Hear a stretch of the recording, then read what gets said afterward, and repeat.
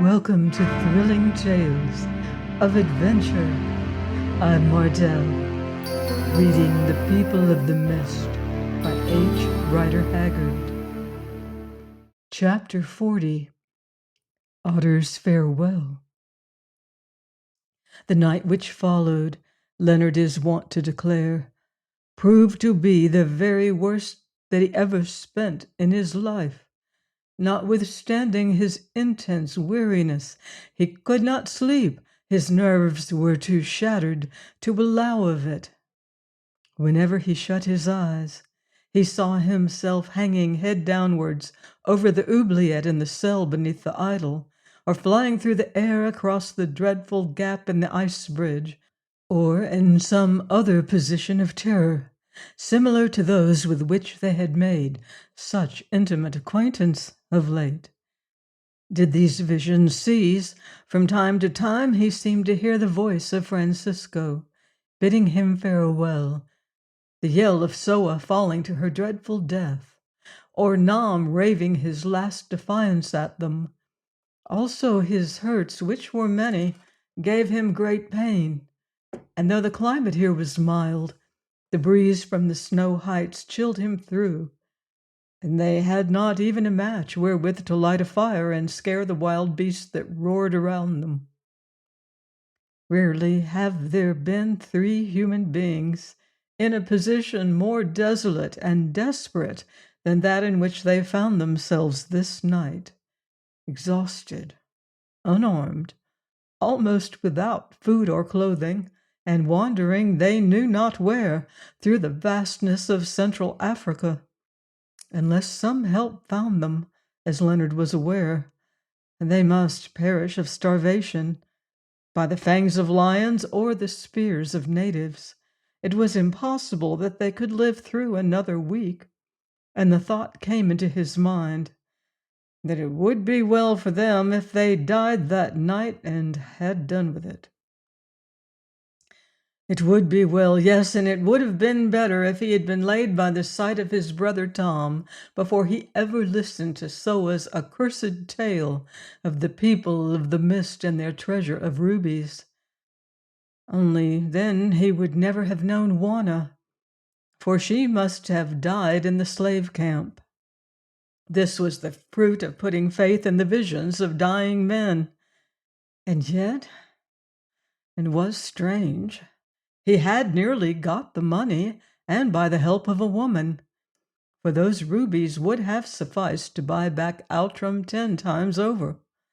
But, alas, nearly is not quite. That dream was done with, and even if they escaped, it would be to find himself more utterly beggared than before, for now he would be a married beggar. At last the night wore away, and the dawn came, but Juana did not wake until the sun was high. Leonard, who had crept to a little distance, for now he was quite unable to walk, saw her sit up and crawled back to her. She stared at him vacantly and said something about Jane Beach. Then he knew that she was wandering. There was nothing to be done. What could be done in that wilderness with a woman in delirium, except wait for death? Accordingly, Leonard and Otter waited for some hours. Then the dwarf, who was in far the best condition of the 3, took the spear, Olfan's gift, and said that he would go and seek for food, since their store was exhausted. Leonard nodded, though he knew that there was little chance of a man armed with a spear alone being able to kill game, and Otter went. Towards evening he returned, reporting that he'd seen plenty of buck, but could not get near them, which was just what his master expected. That night they passed hungry, by turns watching Juana, who was still delirious. At dawn, Otter started out again, leaving Leonard, who had been unable to sleep as on the previous night, crouched at Juana's side, his face buried in his hands. Before noon, Leonard chanced to look up and saw the dwarf reeling towards him, for he was also faint with want of food, Indeed, his great head and almost naked body, through the skin of which the misshapen bones seemed to start in every direction, presented so curious a spectacle that his master, whose brain was shaken by weakness, began to laugh. "Don't laugh, Bass," gasped the dwarf. "Either I am mad or we are saved." "Then I think that you must be mad, Otter, for we shall take a deal of saving," he answered wearily, for he had ceased to believe in good fortune. "What is it?" "This, Bass. There is a white man coming this way, and more than 100 servants with him. They are marching up the mountain slope." "You are certainly mad, Otter," Leonard replied. "What in the names of Jalan Aka is a white man doing here? I am the only one of that species who have been fool enough to penetrate these regions. I and Francisco." And he shut his eyes and dozed off. Otter looked at him for a while. Then he tapped his forehead significantly and started down the slope again. An hour later, Leonard, still dozing, was awakened by the sound of many voices and by a hand that shook him not too gently. "Awake, Bass," said the dwarf, for the hand was his. "I have caught the white man and brought him here." Leonard staggered to his feet and saw before him, surrounded by gun-bearers and other attendants, an English gentleman, rather under than over middle age, with a round and kindly face tanned by the sun, and somewhat deep-set dark eyes having an eyeglass fixed in one of them, through which its wearer regarded him with much commiseration. "How do you do, sir?" said the stranger in a pleasant voice. "So far as I can make out from your servant, you seem to be in a baddish way. But, George, there is a lady." "How do you do?" answered Leonard. "Capital sun helmet, that of yours. I envy it, but you see I have had to go bareheaded lately." And he ran his fingers through his matted hair. "Who is the maker of that 8-bore? Looks like a good gun." "Achmed," said the stranger, turning to an Arab at his side, "go to the first donkey and fetch this lord of the earth a pint of champagne and some oatmeal cakes. He seems to want them. Tell the bearers also to bring up my tent and to pitch it there by the water. Quick now." 48 hours had passed, and the benevolent stranger was sitting on a camp stool in the door of his tent, looking at 2 forms that lay wrapped in blankets and comfortably asleep within it. "I suppose that they will wake sometime," he murmured, dropping his eyeglass and taking the pipe from his mouth. "The quinine and champagne have done them a lot of good. There is nothing like quinine and champagne. But what an unconscionable liar that dwarf must be! There is only one thing he can do better, and that is eat.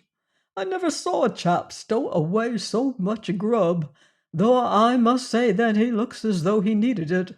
Still, allowing for all deductions, it is a precious queer story. Who are they, and what the deuce are they doing here? One thing is clear, I never saw a finer-looking man nor a prettier girl." And he filled his pipe again, replaced the eyeglass in his eye, and began smoking. 10 minutes later, Juana sat up suddenly, whereupon the stranger withdrew out of sight. She looked round her wildly, then seeing Leonard lying at the further side of the tent, she crept to him and began kissing him, saying, "Leonard, thank God that you are still alive. Oh, Leonard, I dreamed that we were both dead. Thank God that you are alive." Then the man who had been thus adjured woke up also and returned her caresses. "By George, this is quite affecting," said the traveler. "I suppose that they are married. If not, they ought to be. Anyway, I had better clear out for a while." An hour later he returned, to find that the pair had made themselves as presentable as soap and water and some few spare garments which he had sent to Leonard would allow, and were now sitting in the sun outside the tent. He advanced, lifting his helmet, and they rose to meet him. "I suppose that I had better introduce myself," he said with some hesitation, for he was a shy man. "I am an English traveller doing a little exploring on my own account for lack of any other occupation, and my name is Sidney Wallace." "Mine is Leonard Outram," answered Leonard, "and this young lady is Miss Warner Rodd." Mr. Wallace started and bowed again. So they were not married. "We are deeply indebted to you, sir," went on Leonard, "for you have rescued us from death." "Not at all," answered Mr. Wallace. "You must thank that servant of yours, the dwarf, and not me, for if he had not seen us, I should have passed a mile or more to the left of you. Well, the fact is that I am rather fond of mountaineering, and seeing this great peak above us, I am told that it is the highest in the Bisa Mushinga Mountains. I thought I might as well have a try at it before I turn homewards via Lake Nyassa, Livingstonia, Blantyre, and Quillimane, but perhaps you will not mind telling me how you came to be here. I have heard something from the dwarf, but his tale seems a little too steep." "I'm afraid you will think ours rather steeper, Mr. Wallace," said Leonard, and he proceeded to give him a short outline of their adventures. When he came to their arrival among the people of the mist, and described the inauguration of Otter and Wanna as gods in the temple of the Colossus, he noticed that his auditor had let the eyeglass fall from his round eye and was regarding him with mild amazement. "I'm afraid that all this does not interest you," said Leonard stiffly. "On the contrary, Mr. Outram, it interests me very much. I am exceedingly fond of romances, and this is rather a good one." "As I thought, it is scarcely worth while to go on," said Leonard again. "Well, I cannot wonder that you do not believe me." "Leonard," interposed Wanna quietly, "you still have the star ruby. Show it to Mr. Wallace." He did so, somewhat sulkily, and then, as he seemed disinclined to say anything more, Wanna took up the tale, showing in evidence of its truth the spear, the frayed rope, and the tattered white robe which she had worn in her character of Akka, and indeed still wore beneath poor Francisco's cassock, for she had no other. Mr. Wallace heard her out, then without making any comment he rose, saying that he must try to shoot some meat for the camp, and begged that they would make themselves comfortable until his return that evening. Before sundown he reappeared, and coming straight to the tent, asked their pardon for his incredulity. "I have been up yonder," he said, "following your spoor backwards. I have seen the snow bridge and the stones and the nicks which the dwarf cut in the ice. All is just as you told me, and it only remains for me to congratulate you upon having escaped from the strangest series of dangers that ever I heard of." And he held out his hand, which both Leonard and Wanna shook warmly. "By the way," he added, "I sent men to examine the gulf for several miles, but they report to me that they found no spot where it would be possible to descend it, and I fear, therefore, that the jewels are lost forever. I confess that I should have liked to try to penetrate into the mist country, but my nerves are not strong enough for the ice bridge, and if they were, stones won't slide uphill. Besides, you must have had about enough of roughing it, and will be anxious to turn your faces towards civilization. So after you have rested another couple of days, I think that we had better start for Quillimane, which, barring accidents, is about 3 months' march from here." Shortly afterwards they started accordingly, but with the details of their march we need not concern ourselves. An exception must be made, however, in the case of a single event which happened at the mission station of Blantyre. That event was the wedding of Leonard and Wanna, in conformance with the ceremonies of their own church. No word of marriage had been spoken between them for some weeks, and yet the thought of it was never out of the minds of either. Indeed, had their feelings been much less tender towards each other than was the case, it still would have been desirable, in view of the extraordinary intimacy into which they had been thrown during the past months, that they should become man and wife. Leonard felt that, alone as she was in the wide world, nothing short of mutual aversion would have justified him in separating from Juana, and as it was love and not aversion that he entertained towards her, this argument came home to him with overmastering force. "Juana," he said to her on the day of their arrival at Blantyre, "you remember some words that passed between your father and myself when he lay upon his death-bed, to the effect that, should we both wish it, he trusted to my honor to remarry you formally as soon as the opportunity might arise. Now the opportunity is here, and I ask you if you desire to take me for your husband. As above everything in the world, I desire to make you my beloved wife." She colored to her beautiful eyes and answered in a voice that was almost a whisper, "If you wish it, and think me worthy of you, Leonard, you know that I wish it also. I have always loved you, dear. Yes, even when I was behaving worse to you, but there is Jane Beach." "I have told you before, Juana," he answered with some little irritation, "and now I tell you again that Jane Beach and I have done with each other." "I am sure that I am very glad to hear it," Juana replied, still somewhat dubiously. The result of that conversation, being of a private character, will scarcely interest the public. When he spoke thus, Leonard little knew after what fashion Jane Beach and he had wound up their old love affair. 2 days later, Leonard Outram took Juana Broad to wife, to have and to hold, for better for worse, for richer for poorer, in sickness and in health, to love and to cherish, till death did them part.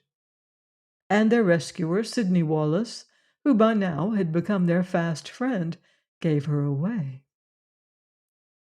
Very curious were the memories that passed through Juana's mind as she stood by her husband's side in the little grass-roofed chapel of Blantyre. For was this not the third time that she had been married, and now only of her own free will? She bethought her of that wild scene in the slave camp, of Francisco who died to save her, and of the blessing which she had called down upon her and this very man, and of that other scene in the rock prison, when, to protect Leonard's life, she was wed, according to the custom of the children of the mist, to that true-hearted gentleman and savage Olfan, their king.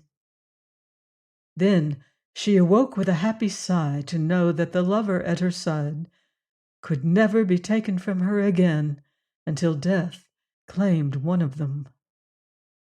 "We shall be dreadfully poor, Leonard," she said to him afterwards. "It would have been much better for you, dear, if I had fallen into the gulf instead of the rubies." "I am not of your opinion, love," he answered with a smile, for he was very happy. "Hang the rubies! Your price is far above rubies, and no man may struggle against fate. I have always been able to make a living for myself heretofore, and I do not doubt that I shall continue to do so for both of us. We will leave the rest to Providence. You are more to me, Juana, than any wealth, even more than Outram." That evening Mr. Wallace found Otter gazing disconsolately at the little house in which Leonard and Juana were staying. "Are you sad because your master is married, Otter?" he asked. "No," answered the dwarf. "I am glad. For months he has been running after her and dreaming of her. Now at last he has got her. Henceforth she must dream of him and run after him, and he will have time to think about other people who love him quite as well." Another month or so went by, while the party journeyed in easy stages towards the coast. And never had wedded lovers a happier honeymoon, or one more unconventional than that passed by Leonard and Juana, though perhaps Mr. Wallace and Otter did not find the contemplation of their raptures a very exhilarating occupation. At last they reached Quillimane in safety and pitched their camp on some rising ground outside of the settlement, which is unhealthy. Next morning at daybreak, Mr. Wallace started to the post office, where he expected to find letters. Leonard and Juana did not accompany him, but went for a walk before the sun grew hot.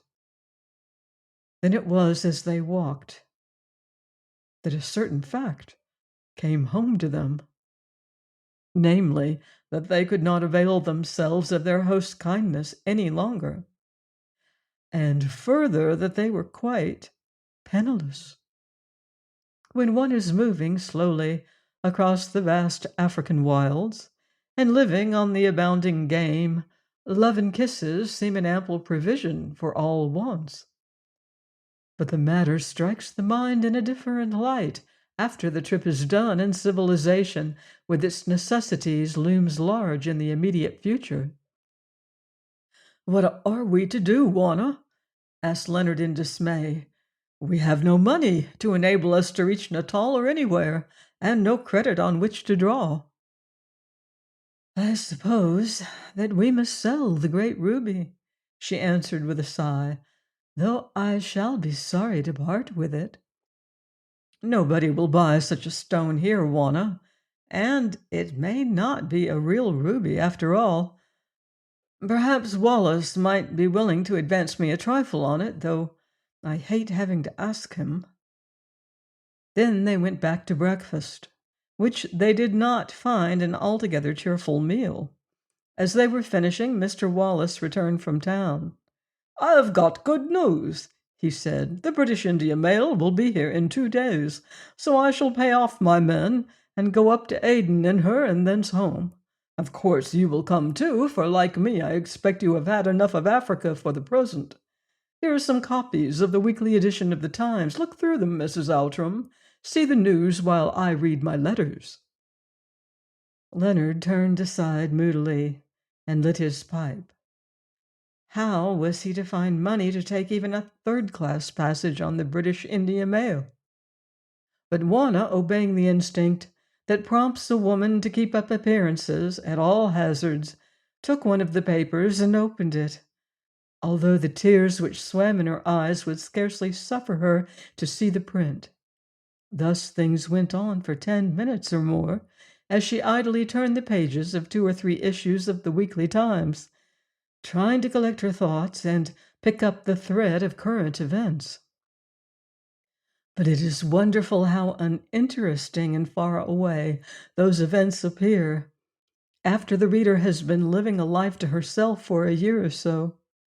And Juana, preoccupied as she was with her own thoughts, was about to give up the attempt as a failure when the name of Outram started to her eyes. A minute later her 2 companions heard a sharp exclamation and turned round. "What is the matter, Mrs. Outram?" said Wallace. "Has France declared war against Germany? Or is Mr. Gladstone dead?" "Oh, no, something much more important than that. Listen to this advertisement letter.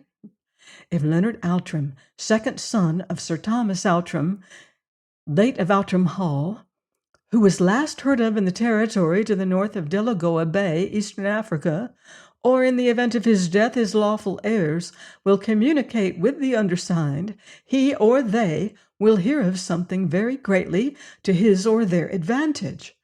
Thompson and Turner, 2 Albert Court, London, E.C." "Are you joking, Juana?" said Leonard after a pause. "Look for yourself," she answered. He took the paper and read and reread the notice. "Well, there's one thing certain," he said, "that no one ever stood in greater need of hearing something to his advantage than I do at this moment, for excepting the ruby, which may not be a true stone, we haven't a stiver to bless ourselves with in the world. Indeed, I don't know how I am to avail myself of Messrs. Thompson and Turner's kind invitation, unless I write them a letter and go to live in a Kaffir hut till the answer comes." "Don't let that trouble you, my dear fellow," said Wallace. I can get plenty of cash here, and it is very much at your service." "I am ashamed to take further advantage of your kindness," answered Leonard, flushing. "This advertisement may mean nothing, or perhaps a legacy of £50, though I'm sure I don't know who would leave me even that sum. And then how should I repay you?" "Stuff," said Wallace. "Well," replied Leonard, "beggars must put their pride in their pockets. If you will lend me a couple of £100 and take the ruby in pledge, I shall be even more grateful to you than I am at present, and that is saying a good deal." On this business basis, the matter was ultimately arranged, though within half an hour Wallace handed back the great stone into Wanna's keeping, bidding her keep it dark, an injunction which she obeyed in every sense of the word, for she hid the ruby where once the poison had lain, in her hair. 2 busy days went by, and on the third morning a messenger came running from the town to announce that the northward mail was in sight. Then it was that Otter, who all this while had said nothing, advanced solemnly towards Leonard and Wanna, holding his hand outstretched. "What is the matter, Otter?" asked Leonard, who was engaged in helping Wallace to pack his hunting trophies. "Nothing, Bass. I have come to say good-bye to you and to the shepherdess. That is all. I wish to go now, before I see the steam-fish carry you away." "Go?" said Leonard. You wish to go?" Somehow, Otter had become so much a part of their lives that even in their preparations to leave for England, neither of them had ever thought of parting from him. "Why do you wish to go?" he added. "Because I am an ugly old black dog, Bass, and can be of no further use to you out yonder." And he nodded towards the sea. "I suppose you mean that you do not want to leave Africa, even for a while," said Leonard with ill-conceived grief and vexation. "Well, it is hard to part with you like this. Also," he added with a little laugh, "it is awkward, for I owe you more than a year's wages, and have not the money to spare to pay you. Moreover, I have taken your passage on the ship." "What does the Bass say?"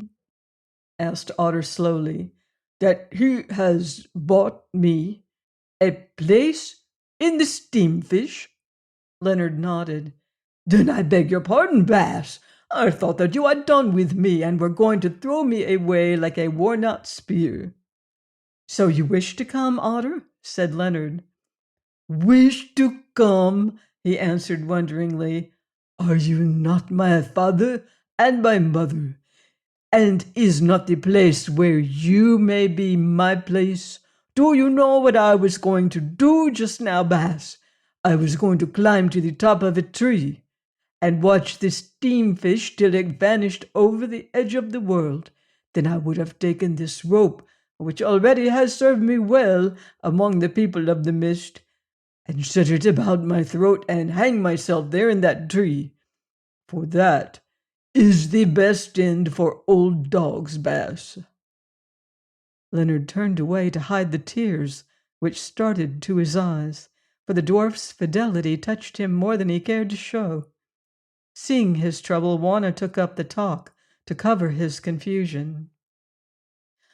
"I fear that you will find it cold over yonder, Otter," she said. "It is a land of fog, they tell me, and there are none of your own people, no wives or Kaffir beer. Also, we may be poor and have to live hardly." "A fog I have seen something lately, shepherdess," answered the dwarf, "and yet I was happy in the fog because I was near the Bash. Of hard living I have seen something also, and still I was happy, because I was near the Bash. Once I had a wife and beer in plenty, more than a man could want, and then I was unhappy, because they estranged me from the Bass. He knew that I had ceased to be Otter, his servant whom he trusted, and had become a beast. Therefore, shepherdess, I would see no more of wives and beer. Otter, you idiot, broke in Leonard brusquely. You'd better stop talking and get something to eat, for it will be the last meal that you will wish to see for many a day. The bass is right, replied the dwarf. Moreover, I am hungry, for sorrow has kept me from food for these 2 days. Now I will fill myself full, that I may have something to offer to the black water when he shakes me in his anger. Please join me next time for another exciting chapter of The People of the Mist by H. Rider Haggard, here on Thrilling Tales of Adventure.